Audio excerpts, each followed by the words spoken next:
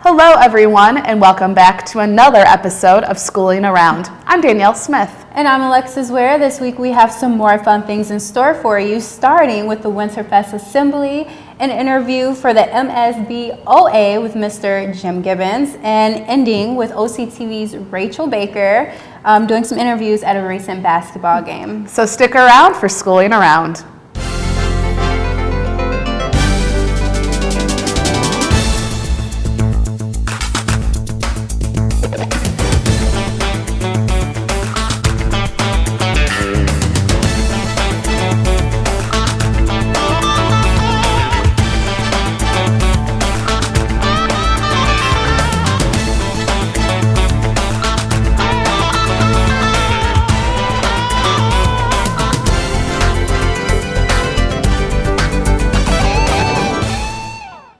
So the first segment of today's Schooling Around episode is the Winterfest. Take a look.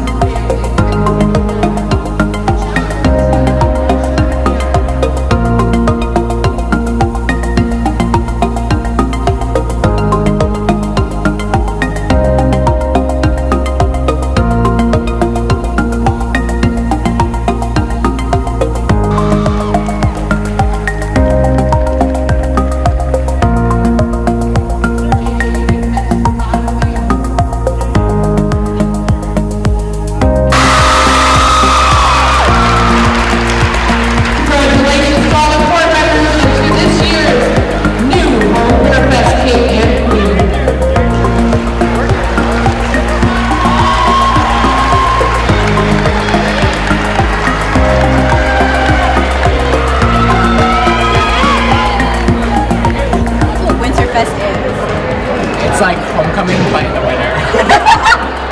There you go. Okay, so what is the best part about running? Do you guys run or are you nominated? We're nominated by our peers, so I think that means a lot just because that's what your other friends are thinking about, and it's not just what you do yourself. So this is all by your own friends and students and peers. So I think that's very special. Great. I don't know if I'm blocking you, hopefully not, but now it's a lot of singers I saw. How many singers were there that were nominated? There's 4 couples of singers that are nominated. And then what about for the rest of the grades? I think there's 2 couples of juniors and then 1 of freshman and sophomore. So the higher you go, the more that's nominated, right? Yeah. So now who won actually? So Jillian Beal and JJ Baggins. So congratulations to them. Woo! We're so happy for them. You're watching OCTV from the new studio.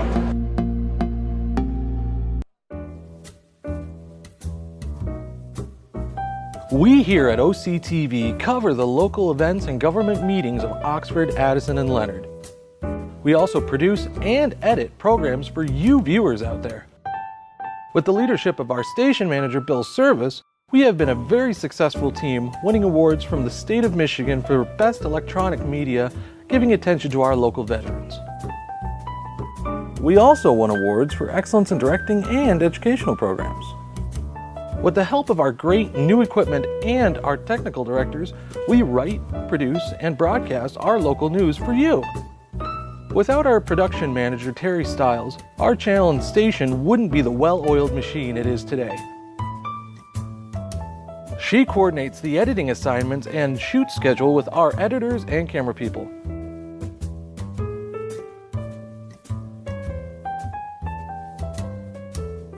OCTV and its communities make a great team.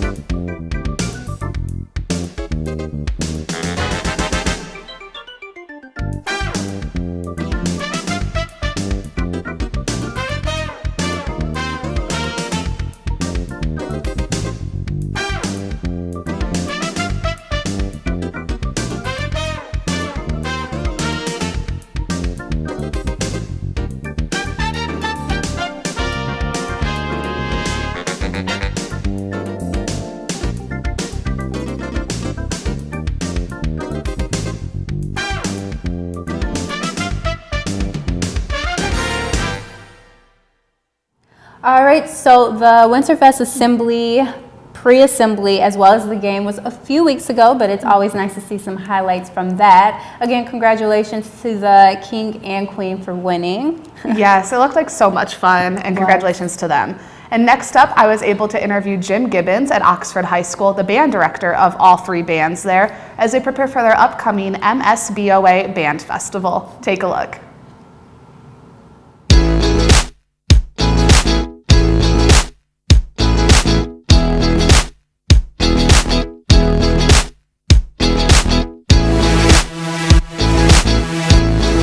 How long have you been a band director? This is my 21st year I've been at 21 years in Oxford, and then I was a band director for 6 years before I came to Oxford, so my 27th year teaching. Okay. And with the MSBOA Band Festival, what is that and what's the purpose it serves? So MSBOA, that's initials that stand for Michigan School Band and Orchestra Association. That's an organization that it's band and orchestra directors around the state, and they run, throughout the course of the year, they run several festivals that allow band and orchestras to go and get critiqued, and judges will give a rating for based on performances, and they both do individual and small ensembles, and then they do band and full band and orchestras and marching bands, and they do district festival, and our MSBOA district is kind of the thumb. We're the southern edge of it, and then we go up to the top of the thumb up in Bad Axe, and we go over to Flint and over to Port Huron, and so that all of that part of the state is District 3 for MSBOA.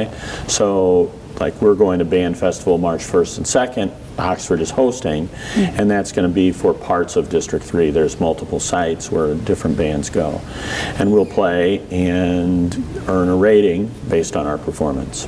And Oxford's been hosting the festival for our district for a while. Several years. I don't remember when we started, but I'm going to say we've been doing it at least 10, maybe 12 years. So. And describe at what level Oxford starts participating in the band festivals. Is it a high school only? Do they start in No, middle we school? do middle school, so our 7th grade band is the youngest band that goes to festival. We start beginners in 5th and 6th grade, but 7th grade band is the first time that we send a group. So the 7th grade band goes, 8th grade band goes, and then there's 3 concert bands at the high school, concert band, symphonic band, wind ensemble, and they go. And then our orchestras go as well, so the 7th and 8th grade orchestra, and then the two high school orchestras as well. Is there any specific qualifications to allow a band to participate in the festival? No, just that it's a regular meeting group that is made up of a bunch of different musicians and kids. You know, you wouldn't send a band of all alto saxophones. Something like that would go to Solo and Ensemble Festival. Roughly how many districts do you think alone participate in your particular band festival? In the one that we're hosting, there's 10 groups that are performing Friday night, and then 14 groups are performing on Saturday. Of those 24, 9 of them are from Oxford. Okay. And how many are you in charge of? How many do you take to the band festival? I take the 3 high school bands, and I assist with the 7th grade band. Tell me what the process is like to get a band prepared for a festival. Well, it's actually, it's not that much different than you would prepare for any performance, concert. The difference is the literature, the music that we select is, we wouldn't do, typically when we would do a concert, whether it be Christmas concert or fall and spring, we would do some popular type music. This is all very serious in nature, the literature that we play. We'll do 3 songs, each band does 3 songs, and of those 3 songs, 1 has to be a march, and then 1 has to be selected off of a required list. And the required list that you choose from is based on the size of the school, or which group it is inside the school that you're, so like we're a class, we would play off the Class A list because of our school, and then the other 2 bands that can go 2 classifications less because they're considered 2nd or 3rd groups. So we're kind of slotted in to play a certain type of music. So we do that, and then from there we kind of prepare the way we would prepare. Good performance is good performance. So we want the bands to play in tune. We want them to play with good tone. We want them to play the right rhythms and the right notes and play very musically, whether we're going to band festival or just doing a concert at school. All those things still apply. How long is that process from first selecting the music for each band up until the band festival itself? So because of our schedule and because of just how things happen at the high school, we finished our Christmas concerts, our winter concerts in December, and between then and when we went to Christmas break, we sight read a lot of music, and I started to make some decisions on what we're going to pick, so that when we came back from Christmas, I kind of knew, okay, here's the 3 songs that each band is going to play, and then we started rehearsing on them when we came back January 7th. So typically in a perfect world, it would be almost 2 months of rehearsing before. But with all these snow days, how has that impacted your rehearsal schedule? Huge. We've been out since Christmas. We've been out 8 days, and which is basically 2 weeks of rehearsal. The schedule the high school uses, we see each of our classes 4 days a week. So if you take those 8 days, we've lost 2 weeks of rehearsal. How have you been able to add in all of that lost time to the few rehearsals you have remaining? In some cases, we haven't. It's just extremely stressful. Both me and the director of orchestras are both commiserating about the snow days, and the kids are working hard. I did schedule 1 extra rehearsal with one of the groups, the wind ensemble, the top performing group for the bands. Their music is just way too technically challenging to try to squeeze all that in, so we've done some extra rehearsal outside of school with them to try to make up some of that lost time. Now, when these bands get to the festival, walk me through a day as if I was a band student going back in time, what my day would look like at an MSBOA band festival. So you would show up a little bit before it was time to go to warm up. The kids will kind of relax in the homeroom, and then when it's time, the band will go into a warm-up room, and that warm-up room will basically we warm up. We'll run through a couple things with the pieces. We'll do some flexibility exercises to kind of get everything moving air-wise, and then we will obviously tune so that we are mentally and physically prepared to do the performance. The warm-up lasts 25 or 30 minutes. When the warm-up is completed, we then go into the performance, which is on stage here at the high school. We'll play our 3 pieces. When the 3 pieces are done, we go to the band room and we do what's called sight reading. And so we will be given a piece of music that the band has never seen before, and they're given 5 minutes to study that piece, and we will do some stuff in rehearsal, sing through some things, and I'll talk through the piece, and then we perform that piece that we've never played before for the judge, and he gives us a rating for that. Now, with all of these ratings, what determines a band's overall outcome or a score? So in the concert part of the performance, there's 3 judges, and they give a rating of 1, 2, 3, 4, 5. I've never seen a band get a 5, but So 1 is the best. 1 is the best. They give a rating, and then whatever the most predominant rating is, then you get points, and they kind of average the points, and then that gives you your rating for concert. And then the sight reading judge also gives a rating, 1, 2, 3, 4, and then that is kind of factored into the concert performance, and that gives you your overall score. So it's from the 4 judges. How do you think attending a festival like this benefits your students? I think the big benefit is that it gives them a motivation to be judged from the outside. I think that it holds them accountable, holds me as the director accountable, and I don't look at it as the rating is we don't go to festival for a rating. We go to festival to try to put forth our best performance, and I think it's motivation knowing that there's going to be someone who's a trained professional listening with a critical ear and giving feedback on your performance. And so what I want my students to do is to go and give their best possible performance. And you know, whatever that happens to be, the rating that we get, ratings are very subjective. That you can go and everybody, and this has happened at Band Festival. One judge gives a 1, another judge gives a 2, and another judge gives a 3. And so that's a very subjective rating, and because it's kind of what is the judge hearing and what do they think the strengths and weaknesses are and all that. And so it is obviously we're happy and very proud when the band gets a 1, but it's also our goal is to put forth the best performance and give the kids motivation to do that. What do you think the most challenging part of being a band director is for you?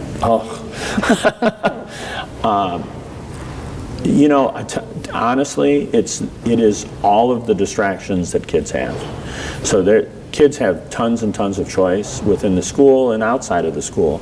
And for me, the most challenging part is to continue to get kids to understand the value of doing what we do. And I think we do, and I say but I think as a program we do a really good job of helping kids understand that and see that and get value from it. But because of all the other distractions, I think that's definitely a challenge for us. I love being around the kids and love working with the kids, and so kids themselves are definitely not a challenge. I think that to me, once I get them, I think that we do some really awesome things with them for sure. And the other thing I will say is it's just finding the route to make a kid push themselves to be better than they possibly could be. So like within my classroom, the challenge for me is doing that, is how do I take a student from where they're at currently and push them further than they thought that they could go.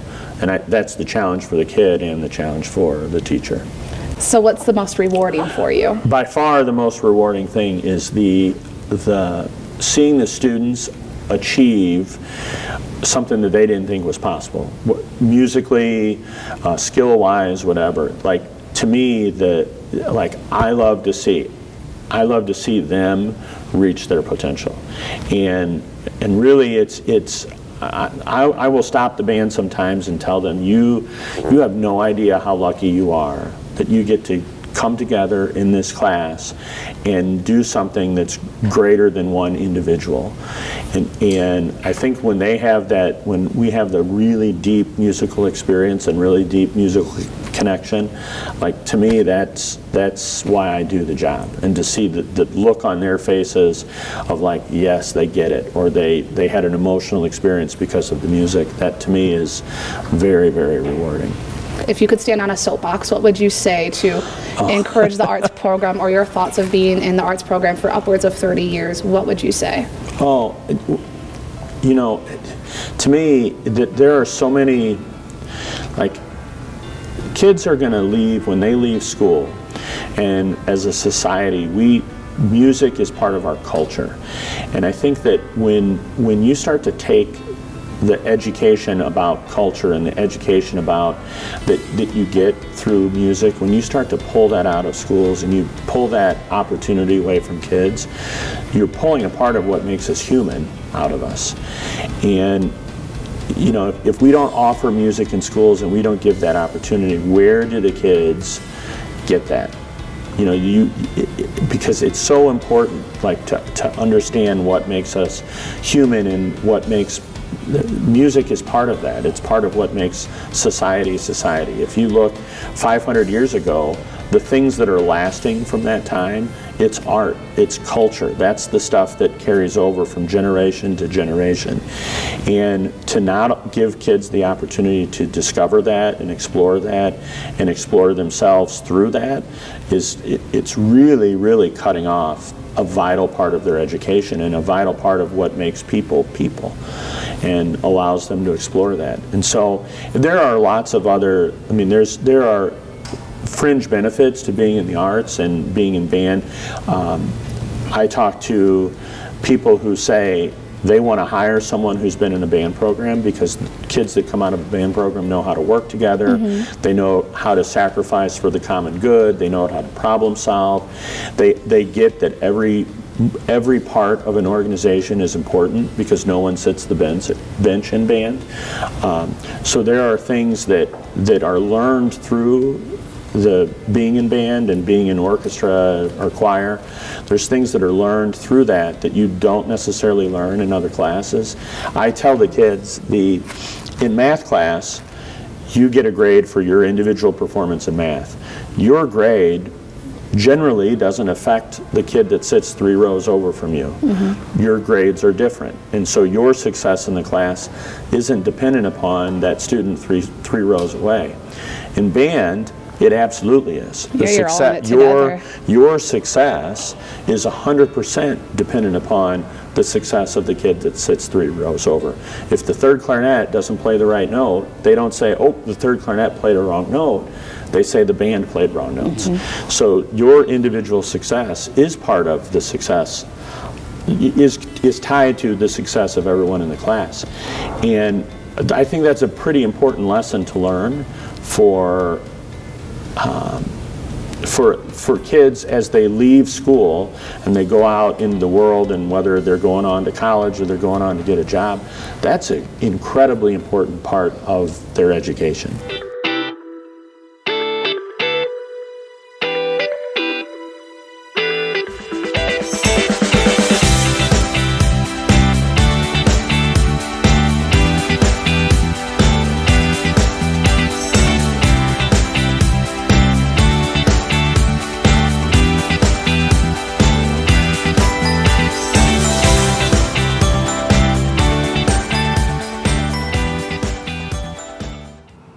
So Mr. Jim Gibbons mentioned a lot about how the snow days affect the students. Right, yeah. The students normally start rehearsing right after they come back from winter break. So they get about 2 months or so to prepare, but it was mind-blowing to hear that from Christmas up until the day of the interview, the students were out of school for 8 days. Yeah. And that takes up so much rehearsal time that the students can't necessarily get back, especially with the band festival not being a district-oriented event, they can't reschedule or move the date. So the students and Mr. Gibbons just have to adapt and roll with it. Yeah, I mean, missing or actually not even being in school for 1 full week out of all of 2019 so far, it really impacts the students. And that's actually something to look forward to with the Michaela Haywood interview. She's a senior this year. She talks a little bit about how the missing school for those 8 days affected her. Oh, yeah. And she won't even be here next year to even make up those days. And moving right along, OCTV's Rachel Baker actually joins us at one of the recent basketball games to ask some questions about our first president, Mr. George Washington. So take a look at that. Hi. Can I ask you a couple questions about President's Day? Yeah. Okay. All right. So we celebrate President's Day because of George Washington's birthday. So I'm going to ask you a couple questions about George Washington. Some of them you may know, some of them are a little tougher, so it's okay if you don't know them all. Okay. All right. Why isn't George Washington smiling in paintings? A, the painter told bad jokes. B, the painter had bad breath. Or C, Washington had to sit still for hours. Because he had to sit still for hours? Yeah, I think that's a more obvious one. Okay. What were Washington's false teeth made out of? Horse teeth, hippopotamus teeth, or wood? Wood? Hippopotamus teeth. Seriously. Hippopotamus teeth.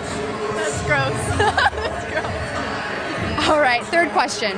Though he didn't go to college, what was Washington's first job? A, land surveyor, B, teacher, or C, border patrol agent? Teacher? Actually, land surveyor. Oh, okay. I know, that's another most unknown one. Like I said, some of these are a little difficult. Okay. What did Washington give up the day he became president? A, tobacco chewing, B, dancing, or C, his paycheck? I don't know. His paycheck? Yeah. Really? He's the only president in history to ever give up his paycheck. That's amazing. Wow. Yeah. All right, and last one. What building did Washington design but never live in? A, the White House, B, Mount Vernon, or C, the Washington Monument? The White House? Okay. The White House, yeah. The White House wasn't built until after 1812, I believe. No, it wasn't. It was. Here I am. I'm thinking it was rebuilt after a fire. There we go. Okay. Thanks for talking with me. Yeah, thank you. I didn't know any of that stuff.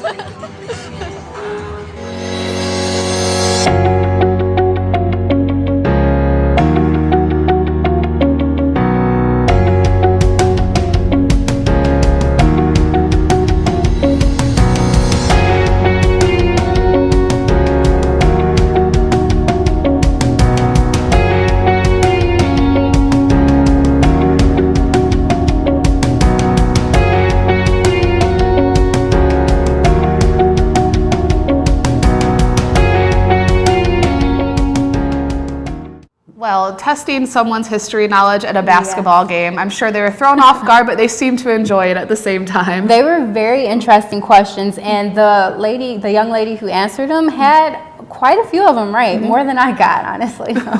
So stay tuned for Rachel as she continues to make an appearance with more of those little tidbits testing your knowledge. Yes, and now it's time for our weekly recap. One thing that happened last Saturday, actually, was TED Talk, which I'm sure a lot of people know what it is. They go everywhere doing certain talks and demonstrations from people all over the world. And this past Saturday, they were at Oxford High School. So stay tuned for next week's Schooling Around segment to see some highlights from that discussion. And all 3 Oxford High School bands actually had their pre-band festival concert this past Wednesday. And is something going on in your school that you think we should know about? If so, let us know. Take a photo or quick video from the event and post it to our Facebook page at Oxford Community Television for your chance to be featured on our next episode. And that about wraps up this episode of Schooling Around. Until next time, I'm Alexis Ware. And I'm Danielle Smith. We'll see you next time.